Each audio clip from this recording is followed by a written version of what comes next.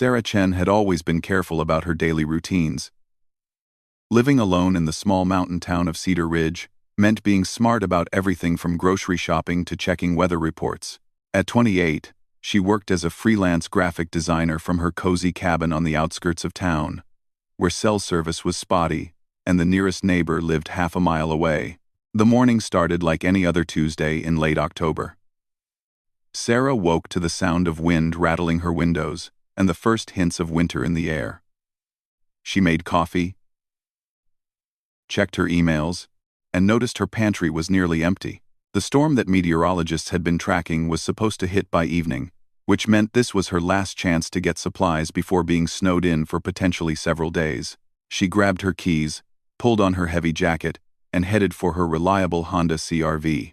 The drive to town usually took 20 minutes on the winding mountain road, but with the wind picking up and clouds gathering overhead, she knew she needed to be quick about her shopping trip.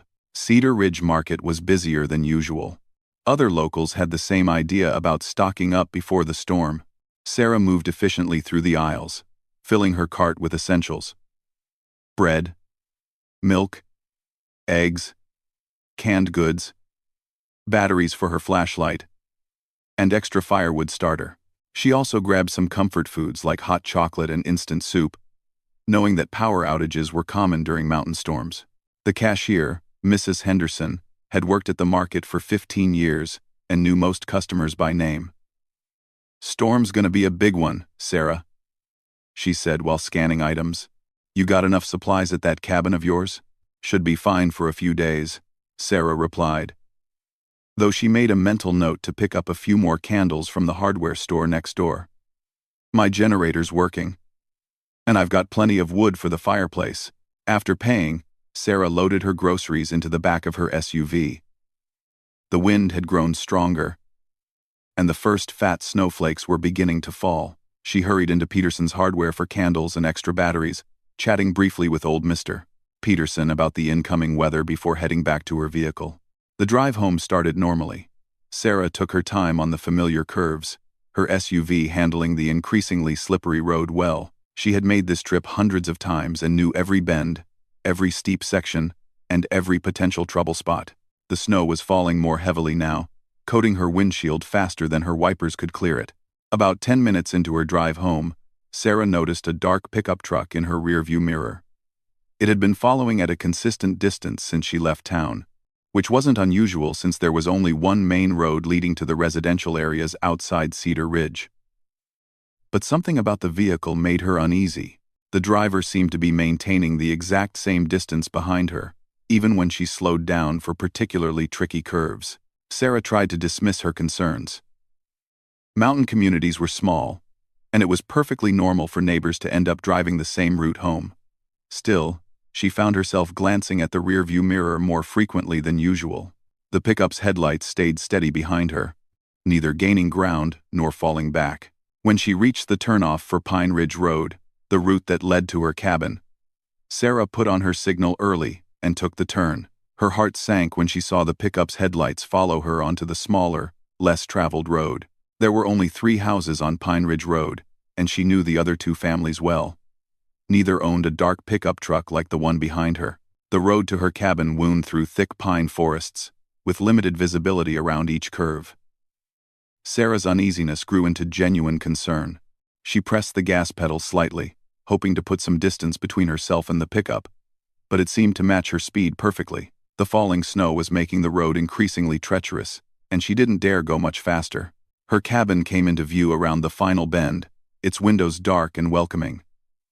Sarah pulled into her driveway, expecting the pickup to continue past to wherever its driver actually lived. Instead, the vehicle slowed and stopped at the end of her driveway, its engine idling and headlights pointed directly at her house. Sarah sat in her SUV for a moment, groceries in the back, trying to make sense of the situation. The pickup just sat there, engine running, making no move to continue down the road. Through the swirling snow, she couldn't make out the driver clearly, but she could see the silhouette of someone behind the wheel. She decided to act normally and hope the driver would simply move on. Sarah gathered a few grocery bags and walked toward her front door, keys ready. The The motion sensor light above her porch flickered on, illuminating the falling snow and creating an eerie atmosphere. Behind her, the pickup's engine continued to idle. As Sarah unlocked her front door, she heard the pickup's engine shut off. Her stomach dropped. She quickly stepped inside, locked the door behind her, and moved to the living room window where she could observe the driveway without being easily seen. The pickup was still there, but now it was dark and silent. Minutes passed. Sarah watched from her window, but saw no movement from the vehicle. The snow continued to fall, beginning to accumulate on the pickup's windshield and hood. Whoever was inside seemed content to simply sit and wait. But wait for what? Sarah's mind raced through possibilities. Maybe the driver was lost and checking a GPS. Maybe they were having car trouble and had pulled over to call for help. Maybe it was someone who knew her and was working up the courage to knock on her door. But none of these explanations felt right. Something about the situation seemed deliberately threatening. She checked her cell phone and found what she expected. No signal. The combination of the remote location and the incoming storm had knocked out cellular coverage. Her landline was still working, though, and she considered calling the sheriff's office in town. But what would she report? A vehicle parked at the end of her driveway? It wasn't exactly an emergency, and she would feel foolish if it turned out to be something innocent. Instead, Sarah decided to continue unloading her groceries while keeping an eye on the pickup. She made several trips to her SUV, each time noting that the mysterious vehicle remained in place. The driver never got out, never approached, never did anything except sit and watch. By the time Sarah finished bringing in all her supplies, nearly an hour had passed. The pickup was still there, now covered with a thin layer of snow. The storm was intensifying, and visibility was decreasing rapidly. Under normal circumstances, Sarah would have been focused on preparing for the power outages and cold temperatures that typically accompanied mountain storms. Instead, she found herself checking windows and double-checking locks. As evening approached, Sarah tried to go about her normal routine. She put away groceries, started a fire in the fireplace, and made herself a simple dinner. But every few minutes, she found herself looking out the window at the pickup. It remained in the same spot, like a dark sentinel watching her house. The snow was now falling heavily, and the wind had picked up considerably. Sarah realized that if the pickup didn't leave soon, it might become stuck due to the accumulating snow. The driver would either have to leave or risk being stranded. This thought provided some comfort, but also raised new concerns. What if the driver was planning to approach her house once the road became impassable? What if being stranded was part of the plan? Around 8 o'clock, Sarah was washing dishes when she heard a sound that made her freeze. The pickup's engine starting up. She quickly moved to the window and watched as the headlights came on. For a moment, she felt relief, thinking the driver was finally leaving. Instead, the pickup began to move slowly up her driveway. Sarah's heart began to race. This was no longer a case of someone simply parked at the end of her driveway. The driver was actively approaching her house. She quickly turned off all the lights on the first floor, hoping to make it appear as though she had gone to bed early. The fireplace provided the only illumination, casting dancing shadows on the walls. The pickup stopped about 50 feet from her front door, close enough that she could hear the engine clearly but far enough away to avoid the reach of her porch light. The headlights were pointed directly at her house, making it impossible for her to see inside the vehicle, while making her movements clearly visible to whoever was watching. Sarah crept upstairs to her bedroom, where she could observe the scene from a different angle. From the second-floor window, she could see the pickup more clearly. Though the falling snow still obscured many details, the vehicle appeared to be an older model, dark blue or black, with what looked like damage to the front bumper. No license plate was visible from her angle. She grabbed the cordless phone from her nightstand and dialed the sheriff's office. The call went through, and after 2 rings, a dispatcher answered. Cedar Ridge Sheriff's Office. This is Jennifer. Hi, this is Sarah Chen, on Pine Ridge Road. I have a situation here that I'm not sure about, but I'm getting worried. What's the nature of your situation? Sarah? Sarah explained about the pickup truck following her home and now parked in her driveway. The driver's refusal to leave despite the worsening weather conditions. The dispatcher took down all the details and promised to send a deputy as soon as possible, though she warned that response times might be longer than usual due to the storm. In the meantime, stay inside with the doors locked, Jennifer advised. Don't approach the vehicle or try to confront the driver. If anything changes before the deputy arrives, call us back immediately. After hanging up, Sarah felt somewhat better knowing that help was on the way, but she also knew that the sheriff's office was understaffed and that Deputy Martinez, who usually covered the outer areas of the county, might take an hour or more to reach her cabin in these weather conditions. She continued watching from upstairs, noting that the pickup remained motionless. The snow was accumulating rapidly now, and she could see that the access road would soon become difficult to navigate without four-wheel drive or snow chains. Her own SUV was equipped for winter driving, but she wondered about the pickup. If it got stuck, the situation could become even more complicated. Around 10 o'clock, Sarah saw movement near the pickup. The driver's door opened, and a figure stepped out into the snow. In the darkness and swirling snow, she couldn't make out many details, but the person appeared to be male, wearing dark clothing and a knit cap. He stood beside the truck for several minutes, apparently studying her house. Sarah's anxiety spiked. The passive observation had now escalated to active surveillance. She watched as the figure walked slowly around her driveway, seemingly examining the approaches to her house. He spent particular time looking at her SUV, walking around it completely, and even trying the door handles. The realization that someone was actively probing her property and vehicle hit Sarah like a physical blow. This was no longer a case of someone who might be lost or confused. The driver's behavior suggested planning and deliberate intent. But intent to do what? The figure returned to the pickup but didn't get back inside. Instead, he leaned against the driver's door, continuing to watch her house. Even though all her lights were off except for the fireplace glow, Sarah felt completely exposed. The falling snow seemed to muffle all sound, creating an eerie silence that was broken only by the occasional gust of wind. Sarah tried to think through her options. The sheriff's deputy was still at least 30 to 40 minutes away, probably longer given the road conditions. Her nearest neighbors were half a mile away, and with the storm intensifying, venturing outside to seek help would be extremely risky. Her landline was working, but her cell phone was still getting no signal. She could try to drive away in her SUV, but that would mean going outside and potentially confronting the stranger. Plus, there was only one way out of her driveway, and the pickup was positioned to block that route. Even if she managed to get past, the roads were becoming increasingly dangerous, and she might end up stranded somewhere even more remote.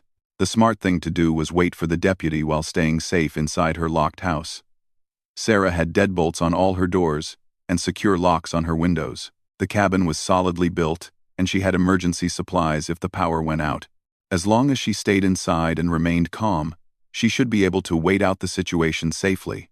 But as she watched the figure standing motionlessly beside the pickup, Sarah couldn't shake the feeling that this person was waiting for something specific, maybe waiting for her lights to go out completely, indicating that she had gone to sleep, maybe waiting for the storm to intensify further, providing cover for whatever he had planned. Maybe waiting for the roads to become completely impassable, ensuring that no help could reach her. The thought made her realize that her current strategy of simply waiting might not be sufficient. If this person intended to approach her house or try to break in, she needed to be prepared to defend herself. Sarah wasn't a gun owner, but she had other options: kitchen knives, a baseball bat in her closet, pepper spray in her purse. She had never imagined needing to consider such things in her peaceful mountain retreat. Sarah went downstairs and quietly gathered potential weapons, placing them strategically around the house where she could reach them quickly if needed. She also located her flashlight and made sure it had fresh batteries, in case the power went out during the confrontation. The whole time, she kept glancing out windows to monitor the situation outside. The pickup truck remained in place, and the figure continued his patient vigil beside it. The snow was now several inches deep and showed no signs of letting up. Sarah realized that regardless of how this situation resolved itself, she was likely to be snowed in for at least a day or two. The thought of being trapped in her isolated cabin with this threat lurking outside filled her with dread.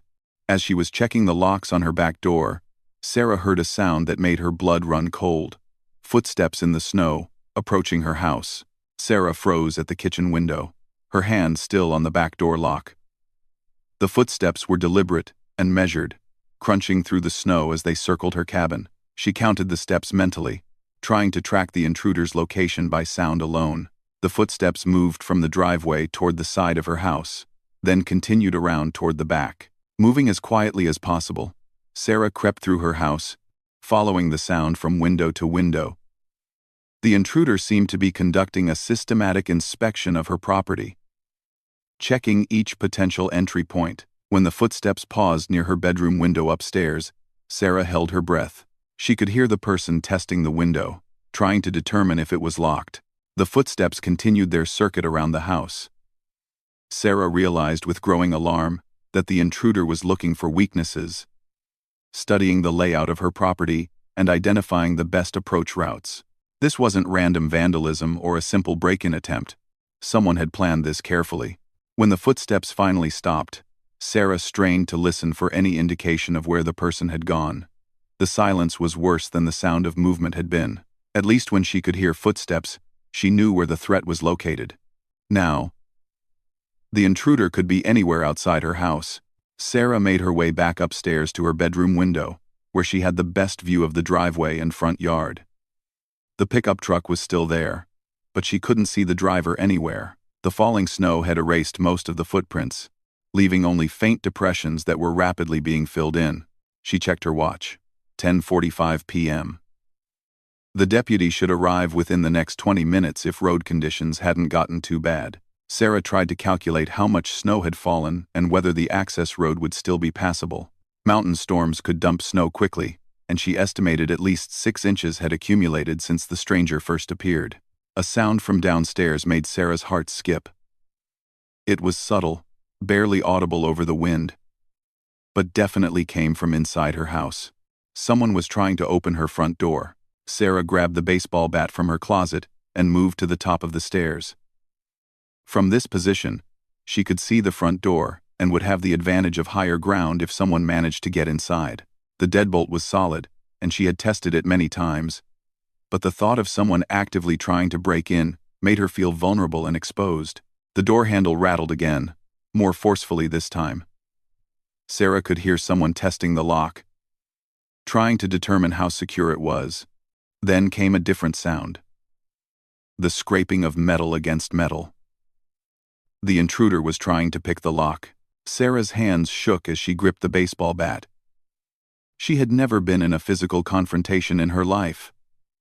Her knowledge of self-defense came entirely from movies and television shows, but she knew she had to be ready to fight if the intruder managed to get inside. The lock-picking continued for several minutes. Sarah could hear the tools scraping against the pins inside the deadbolt mechanism. Whoever was doing this had some skill and experience. The thought that she was dealing with a professional criminal made the situation even more terrifying. Then the sounds stopped. Sarah waited, listening intently, but heard nothing except the wind and snow outside. Had the intruder given up on the front door? Were they moving to try a different entry point? Her question was answered when she heard similar sounds coming from the back door.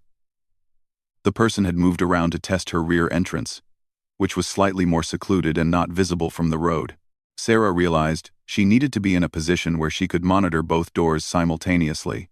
She moved to the hallway between her bedroom and the guest room, where she could see both the top of the main staircase and the back staircase that led down to the kitchen. This central position would give her the best chance of responding to intrusion from either direction. The lock-picking at the back door seemed to be going more smoothly. Sarah heard the distinct sound of tumblers falling into place.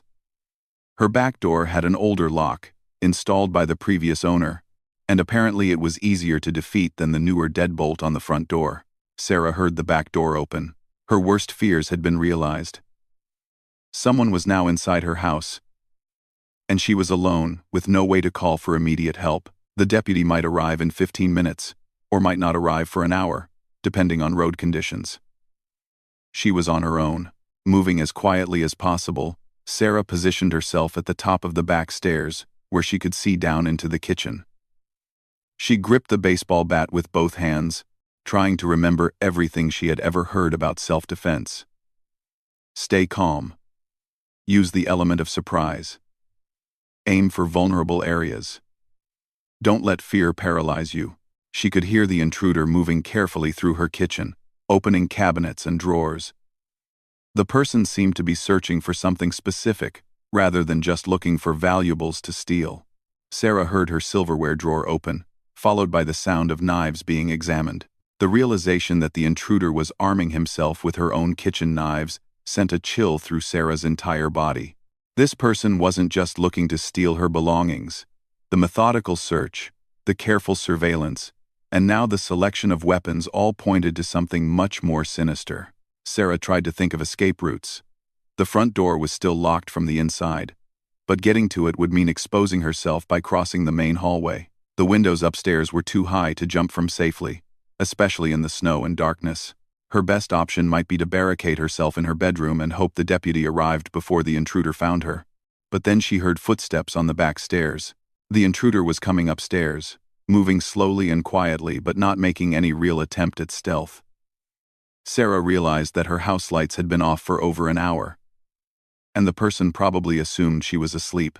The plan might be to find her bedroom and attack her while she was vulnerable and unprepared. Sarah moved quickly but silently to her bedroom and closed the door behind her.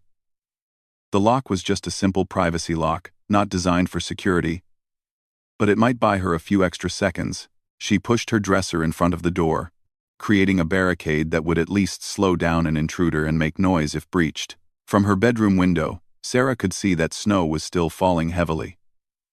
The deputy's vehicle would have to navigate increasingly difficult conditions to reach her. She wondered if help was even going to arrive in time to matter. The footsteps in the hallway stopped outside her bedroom door. Sarah backed away from the door, baseball bat raised, and positioned herself beside her bed where she would have room to swing the weapon. Her heart was pounding so hard she was sure the intruder could hear it through the door. The door handle turned slowly. When the door didn't open, the pressure increased. Then came the sound of someone testing the resistance, trying to determine what was blocking the door.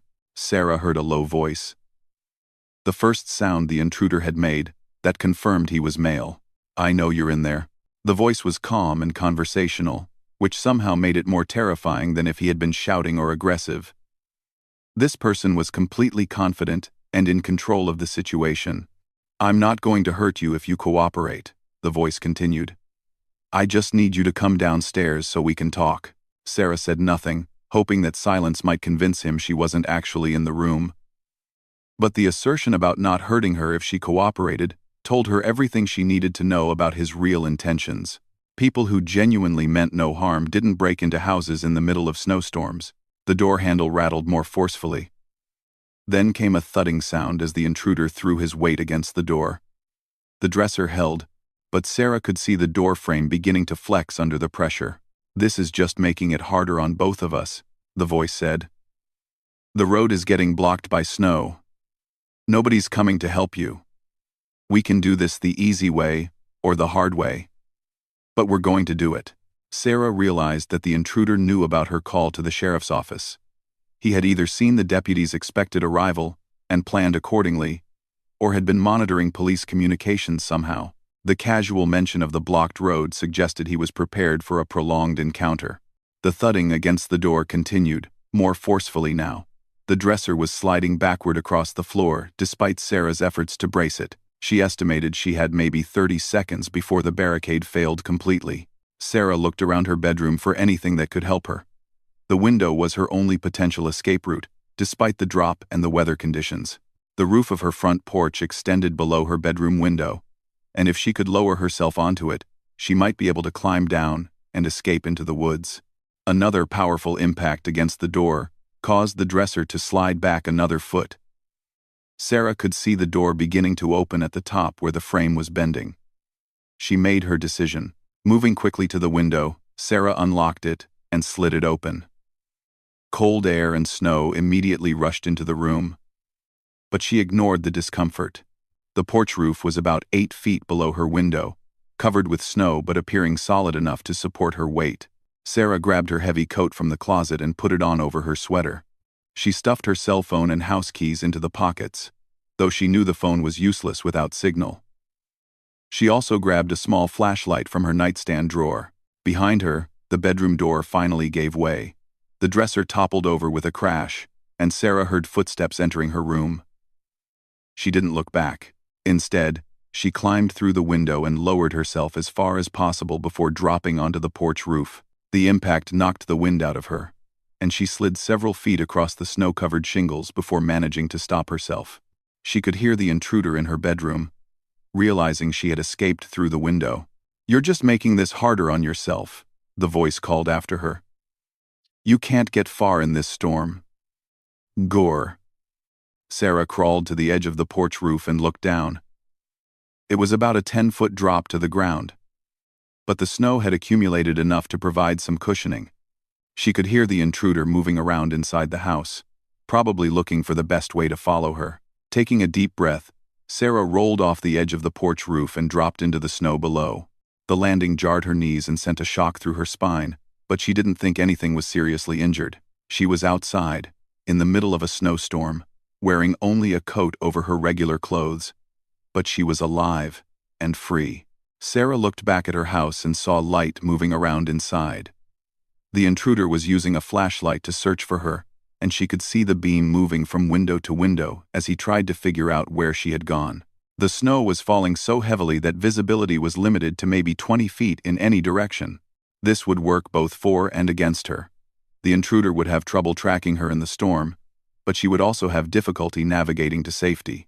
Sarah's nearest neighbors, the Johnsons, lived about half a mile away through the forest. In normal weather, it was an easy walk along a well-marked trail. In a snowstorm, at night, it would be much more challenging.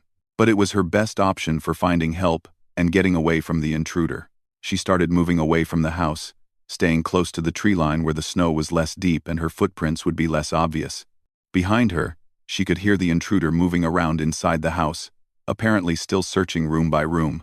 The forest was eerily quiet, except for the sound of wind through the trees and the soft whisper of falling snow. Sarah tried to find the trail that led toward the Johnsons' house, but in the darkness and snow, every direction looked the same. She used her small flashlight sparingly, knowing that the light could give away her position if the intruder came outside to search for her. After walking for what felt like 15 minutes but was probably only 5, Sarah realized she might be lost. The familiar landmarks that usually guided her through the forest were invisible in the storm. She could be walking in circles, or heading deeper into the wilderness, or even walking back toward her own house. Sarah stopped and tried to get her bearings. She could see a faint glow through the trees that she thought might be coming from her cabin, which meant she was at least moving in generally the right direction. But the distance seemed wrong. Had she walked farther than she thought, or not far enough? Then she heard a sound that made her blood freeze. The slamming of a door behind her, followed by a voice calling out into the storm. "Sarah, there's nowhere to go in this weather. Come back to the house, and we can work this out." The intruder had discovered her escape route and was now outside looking for her. Sarah crouched behind a large pine tree and tried to make herself as small as possible. The falling snow would help hide her, but it would also hide the intruder's approach until he was very close. "I found your purse," the voice called. "I know your name, and I know you live alone. I also know you called the sheriff, but they're not coming. The road is completely blocked now. It's just you and me until this storm clears." Sarah tried not to let the words affect her, but the casual confidence in the intruder's voice was deeply unsettling. How did he know so much about her? Had he been watching her house for days or weeks, learning her routines and gathering information? She heard footsteps moving through the snow, getting closer to her position. The intruder was following her trail, and despite the falling snow, her tracks were probably still visible enough to follow. Sarah realized she needed to keep moving or risk being cornered against the tree. Moving as quietly as possible, Sarah continued deeper into the forest. She tried to step in areas where the snow was deeper, hoping to make her footprints less obvious. The cold was beginning to affect her coordination, and she realized that hypothermia would become a serious concern if she stayed outside much longer. Behind her, she could still hear the intruder moving through the forest, calling her name occasionally and making comments about the futility of running in the storm. His voice seemed to be getting closer, which meant he was successfully following her trail. Sarah pressed on, hoping to find some landmark that would help her get oriented. The Johnsons' house had to be somewhere ahead of her. But in the storm and darkness, she might walk right past it without seeing the lights. Her small flashlight was nearly useless in the heavy snowfall. Then, through the trees ahead, Sarah saw something that gave her hope. The faint outline of a structure. It was dark and appeared to be abandoned, but it was shelter from the storm and a potential place to hide until help arrived or the weather cleared. As she got closer, Sarah realized it was an old hunting cabin that had been abandoned for years. She had forgotten about its existence, but now it seemed like a godsend. The cabin was small and run down, but the roof appeared intact and the door was still in place. Sarah approached the cabin cautiously, unsure if it was truly abandoned or if someone might be inside. She tested the door and found it unlocked.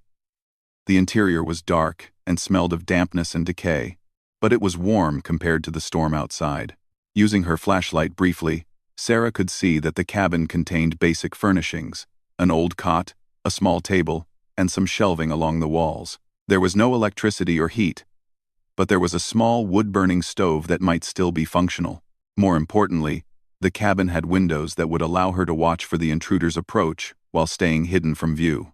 Sarah positioned herself near the back window where she could see the direction she had come from, while also having an escape route through the rear door if necessary. She turned off her flashlight and waited in the darkness, listening for any indication that the intruder was still following her trail. The storm continued to rage outside, and she hoped that her tracks were being covered by the falling snow. After several minutes of silence, Sarah began to hope that she had successfully evaded pursuit. Maybe the intruder had given up and returned to her house. Maybe he had gotten lost in the storm himself. Maybe she was safe for now. Then she heard footsteps approaching the cabin. The footsteps circled the old hunting cabin slowly, deliberately. Sarah pressed herself against the wall beside the back window, baseball bat gripped tightly in her hands. Through the dirty glass, she could see a beam of light moving around the exterior as the intruder examined the building. "I can see your tracks leading right to this place," the man's voice called out.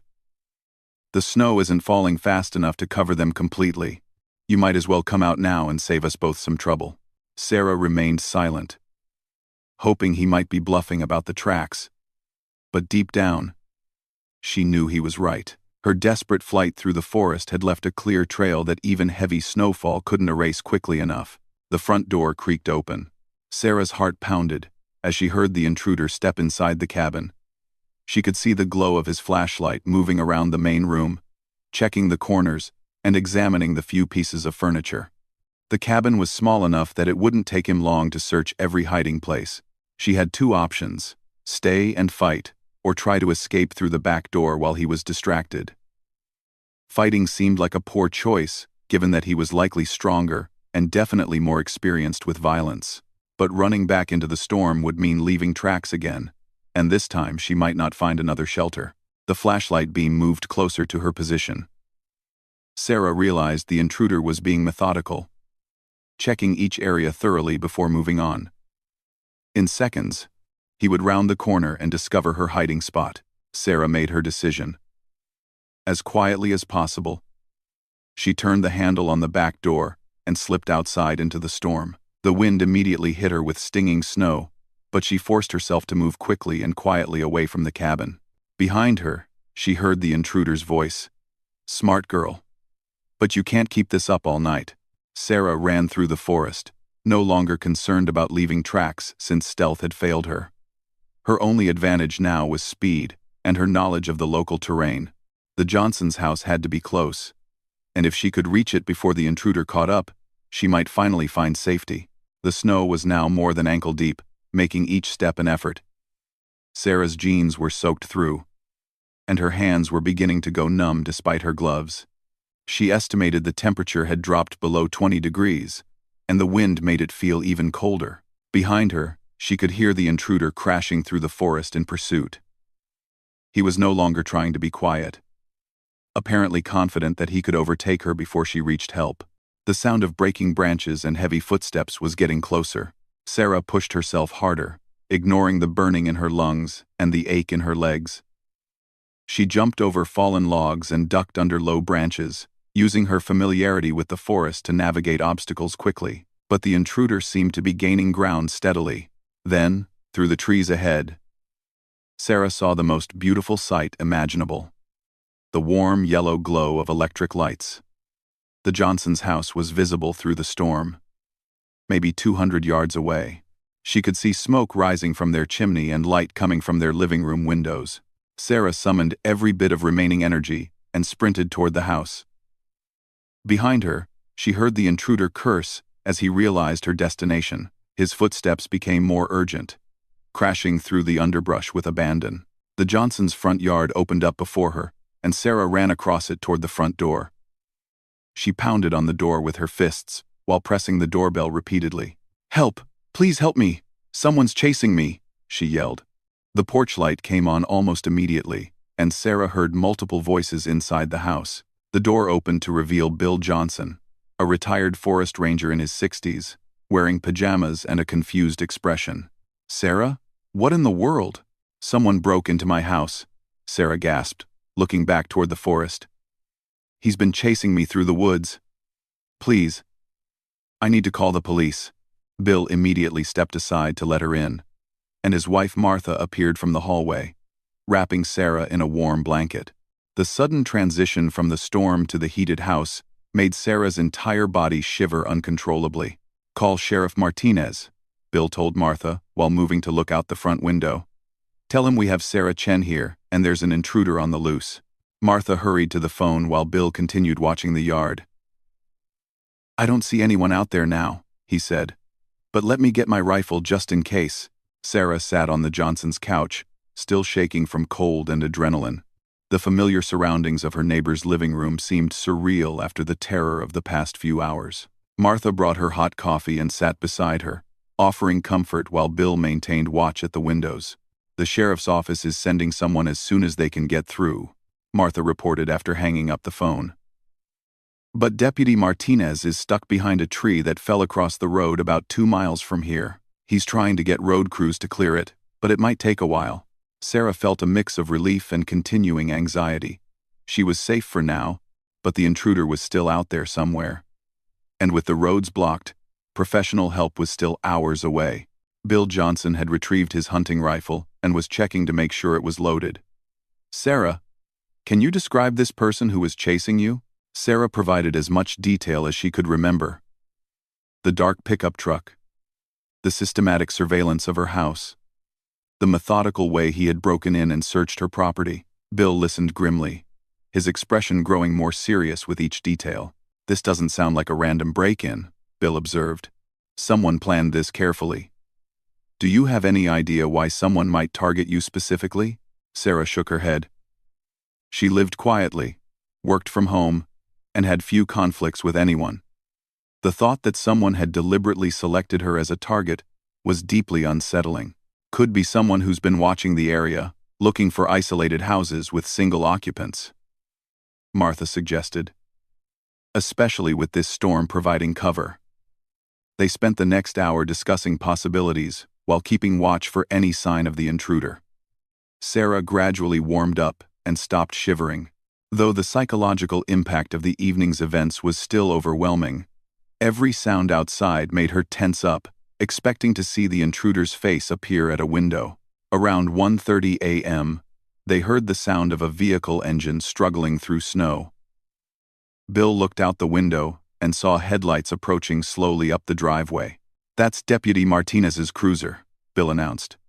"Looks like they got the road cleared." Deputy Martinez was a longtime resident of Cedar Ridge who knew everyone in the community personally. He took Sarah's statement carefully, documenting every detail of the evening's events. Then he and Bill made plans to go check Sarah's house and the surrounding area for signs of the intruder. "You're staying here tonight," Martha told Sarah firmly. "I won't hear any arguments about it. Tomorrow we can assess the damage and figure out next steps." Sarah was grateful for the kindness but worried about her house and belongings. "What if he's still there? What if he's destroying my things or stealing everything?" "We'll find out soon enough," Deputy Martinez assured her. "Right now, your safety is the priority. Property can be replaced, The deputy and Bill left to investigate while Sarah and Martha waited anxiously. Sarah tried to process everything that had happened, but the evening felt like a nightmare that couldn't possibly be real. A few hours ago, she had been a normal person living a quiet life. Now, she was a victim of what appeared to be a planned attack by a dangerous criminal. About an hour later, the men returned with grim news. Sarah's house showed clear signs of a thorough search. Drawers had been pulled out, closets emptied, and papers scattered everywhere. But surprisingly, nothing valuable appeared to have been stolen. The intruder had been looking for something specific, though it wasn't clear what. "The pickup truck is gone," Deputy Martinez reported. "We found tire tracks leading back to the main road. But with all this snow, we won't be able to follow them far. I've called for a state police investigation unit, but they won't be able to get here until the roads are completely clear." Sarah felt a mixture of relief that the immediate danger was over and frustration that the intruder had escaped. "Do you think he'll come back?" "Hard to say," the deputy admitted. "But we're going to increase patrols in this area, and I'm recommending that you stay somewhere else for a few days while we investigate." Over the next several days, Sarah stayed with the Johnsons, while investigators processed the scene at her house. The state police found fingerprints and DNA evidence, but no matches in their criminal databases. The intruder had been careful to avoid surveillance cameras in town, and his license plate had been obscured with mud. The search of Sarah's house revealed that the intruder had been particularly interested in her home office and computer equipment. Files had been examined, and her computer had been accessed, though investigators couldn't determine what, if anything, had been taken or copied. "This has all the hallmarks of corporate espionage," the lead investigator explained. "Someone may have wanted access to your work files or client information. Do you work with any companies that might be involved in sensitive projects?" Sarah reviewed her client list but couldn't identify any obvious targets for industrial espionage. Most of her work involved marketing materials for small local businesses. The idea that her graphic design work could be valuable enough to justify such an elaborate crime seemed absurd. As the investigation continued, Sarah had to face the reality that she might never know who had targeted her or why. The intruder had been too skilled and too careful to leave obvious clues.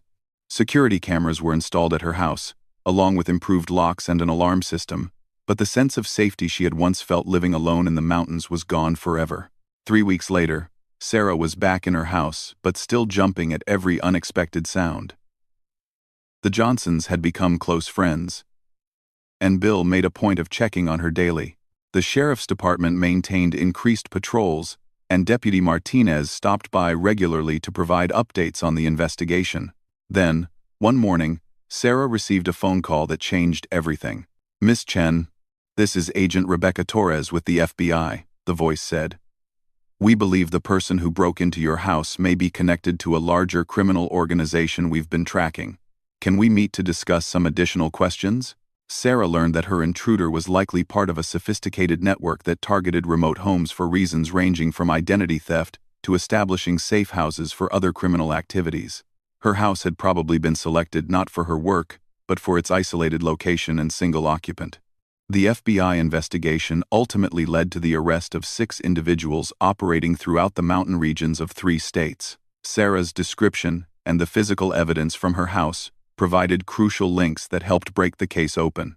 But more importantly for Sarah, the arrests meant that the specific threat to her was over. The man who had terrorized her was identified through DNA evidence and arrested at a truck stop in Nevada 2 months later. His criminal history included multiple breaking and entering charges, assault, and connections to organized crime. During his trial, Sarah learned that her quick thinking and decisive action had likely saved her life. The defendant had a history of violence against women, and several of his previous victims had not been as fortunate as Sarah. Her escape into the storm, despite the obvious dangers, had been the right choice. Sarah eventually sold her mountain cabin and moved to a house closer to town, where neighbors were nearby and help was always available. She never again wanted to be completely isolated and vulnerable. The experience had taught her that peaceful locations could hide dangerous threats, and that survival sometimes required making difficult choices under extreme pressure. The baseball bat that had never been used as a weapon was retired to a place of honor in her closet, a reminder of a night when being prepared to fight for her life had been the difference between survival and becoming another crime statistic. And every time she heard about someone living alone in a remote area, Sarah made sure to share her story as a cautionary tale about the importance of situational awareness and emergency preparedness. The scars from that terrifying night never completely faded, but they served as a constant reminder that Sarah Chen was stronger and more resourceful than she had ever imagined. When faced with a life-or-death situation, she had made the right choices and survived to tell the tale. That knowledge gave her confidence to face whatever other challenges life might bring, knowing that she had already overcome her worst nightmare and emerged victorious.